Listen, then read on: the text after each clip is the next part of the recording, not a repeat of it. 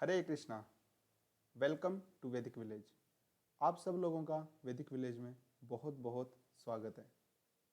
आज हम भगवत गीता का 18वां श्लोक पढ़ने जा रहे हैं। Bhagavad Gita as it is by his divine grace A C भक्ति वेदांत स्वामी शिला प्रभुपाद की जय। 18वां श्लोक में भगवान बताते हैं, कर्मणि अकर्म यह पश्चेत अकर्मणि च कर्म यह सह बुद्धिना मनुष्येषु संयुक्त कृष्ण कर्मकृत। भगवान श्री कृष्ण अर्जुन को ये जो नॉलेज है भगवत गीता का, इसके अंदर स्टेप बाय स्टेप अब ये बताते जा रहे हैं कि भगवत गीता को समझने से, भगवान को दिव्य रूप में समझने से क्या होगा। और उसमें भगवान ने बताया कि जो एक परंपरा है, जो महाजन जो करते आए हैं, जो पहले के सिद्ध जो लोग हैं वो कर चुके हैं, वही अर्जुन को फॉलो करना है।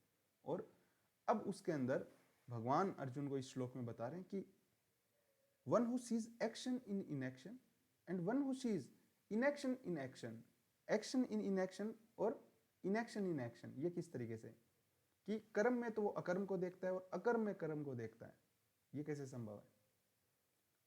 ये इस हिसाब से संभव है। शिला प्रभुपाद बताते हैं कि कोई इंसान, कई लोग ये सोचते हैं कि कोई भी काम नहीं करना, सब कुछ छोड़ छाड़ के जंगल में बैठ जाना और सिर्फ एकांत में, सिर्फ वही भगवान की, मतलब उसी तरीके के द्वारा भगवान को प्राप्त किया जा सकता है। उसके अलावा और कोई तरीका ही नहीं है भगवान को प्राप्त करने का। जो अलग अलग युग हैं उसमें भगवान अलग अलग तरीका बताते हैं खुद को प्राप्त करने का।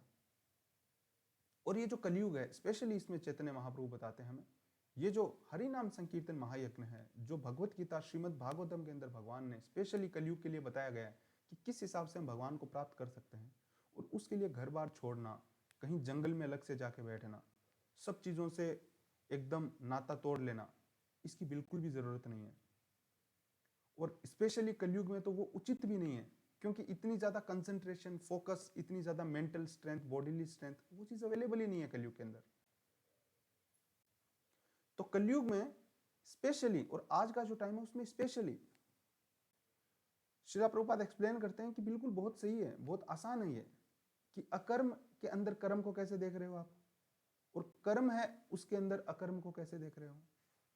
इस हिसाब से देखा जा सकता है कि जैसे कोई एक नौकर होता है, वो अगर अपने सिर्फ मालिक ने जो कहा है उसके बेनिफिट के लिए वो काम कर रहा है, ठीक है, तो उसकी तो सैलरी फिक्स है एक हिसाब से, जो भी है ना, उसको उससे वो कोई ग्रीड नहीं है ना, उसकी कोई लालच एक्स्ट्रा नहीं कर रहा है। वो जो भी मालिक का काम है उसकी ड्यूटी है करना।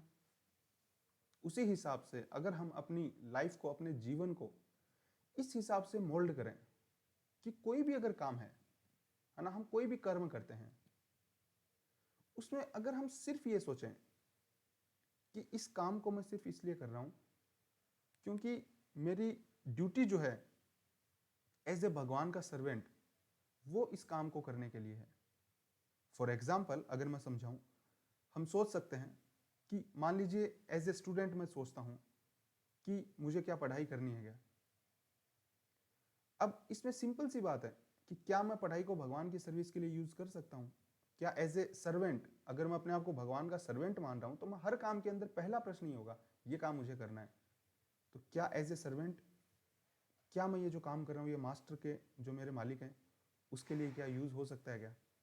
सीधी सी बात है। मैं पढ़ाई कर रहा हूँ, क्या मैं पढ़ाई को भगवान की सेवा के लिए यूज कर सकता हूँ क्या, है ना। क्योंकि सेवक जो है, दास है, वो तो दास ही रहेगा ना, वो तो सेवा करेगा ना भगवान की। अगर उत्तर आता है हाँ डेफिनेटली कर सकता हूँ, मैं इसके थ्रू मैं प्रीचिंग कर सकता हूँ, ज़्यादा से ज़्यादा लोगों को शेयर कर सकता हूँ, जो भी टेक्निकल नॉलेज है, जो भी मेरा कंप्यूटर का, मान लीजिए किसी को सॉफ्टवेयर का बहुत अच्छा नॉलेज है, हर तरीके को, हर चीज़ को भगवान की सेवा के अंदर यूज़ किया जा सकता है। धनोपार्जन करते हैं, विद्या अर्जन करते हैं, और अलग अलग क्षमताओं का हम उपार्जन करते हैं। हम हर क्षमता का भगवान की सेवा के लिए यूज़ कर सकते हैं। लेकिन इसके लिए ये समझना जरूरी है सबसे पहले कि हम भगवान के सेवक हैं।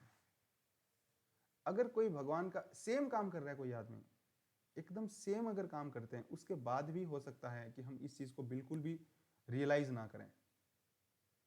कोई आदमी वो भी सॉफ्टवेयर डेवलप कर रहा है, एक हम भी सॉफ्टवेयर डेवलप कर सकते हैं, जो एटीट्यूड है वो हमेशा डिफरेंट रहता है। एक डिवोटी जो है, अगर हम अपने जो दैनिक कार्य हैं उनके द्वारा भी अगर हम भगवान को प्राप्त अगर करना चाहते हैं, है ना, अगर हमें सब कुछ छोड़ छाड़ के नहीं जाना है, घर बार नहीं छोड़ना है, जंगल में नहीं जाना है, घर में रहते हुए अगर भगवान मिल जाएंगे, उसका सीक्रेट क्या है? उसका सीक्रेट ये है कि जो भी काम हम करें घर में रहते हुए, क्या हम उसको जोड़ रहे हैं? क्या योग का मतलब जोड़ना होता है, ठीक है।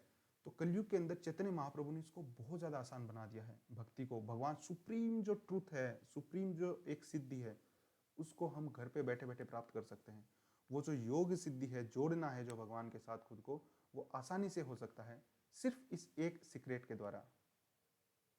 वो क्या सीक्रेट है? कि मैं जो भी काम कर रहा हूँ उसमें पहले सोच रहा हूँ कि मैं तो भगवान का दास हूँ, जीवेर स्वरूप हो नित्य कृष्ण दास। अब मेरी एज ए दास ड्यूटी है मेरे मालिक की सर्विस करना, और मैं जो भी काम कर रहा हूँ तो क्या ये काम भगवान की सेवा के लिए यूज हो सकता है क्या? अगर उत्तर आता है हाँ हो सकता है, तो बिल्कुल उस कॉन्शियसनेस में, उस चेतना में हम उस काम को करें कि मैं ये काम इसलिए कर रहा हूँ कि इससे मैं भगवान की और अच्छी सेवा कर पाऊंगा। और अगर हम ये करने में सक्सेसफुल होते हैं तो हम एक बहुत बड़े योगी ऑलरेडी बन चुके हैं। और ये हम सिर्फ और सिर्फ जो महान जो संत हैं, जो महान भक्त हैं, शुद्ध भक्त हैं, उनकी कृपा से प्राप्त कर सकेंगे। खुद के घमंड से, ईगो से, खुद की क्षमताओं से ये नहीं मिल सकता है। तो आइए हम सब जो वैदिक ग्रंथ हैं शिला प्रभुपाद ने दिए हैं उसको बहुत ही सीरियसली पढ़ें। हम शिला प्रभुपाद के जितने भी वैदिक ग्रंथ हैं उनका जो लिंक है वो वीडियो के डिस्क्रिप्शन में डाल देंगे। आप जितना हो सकते हैं खुद पढ़िए, जितना हो सकता है दूसरे लोगों के साथ शेयर कीजिए। अगर आपको हमारे वीडियोस थोड़े बहुत भी कुछ लाभ पहुंचाते हैं तो प्लीज़ इसको ज़्यादा से ज़्यादा लोगों के साथ शेयर कीजिएगा, वीडियोस को लाइक कीजिएगा। This is the time to flood the world with Vedic wisdom. Please help us, हम हाथ जोड़ के आपसे रिक्वेस्ट करते हैं, please help us to spread this Vedic wisdom like a wild fire. We thank you very much for coming to Vedic village. Hare Krishna, जय शिला प्रभुपाद।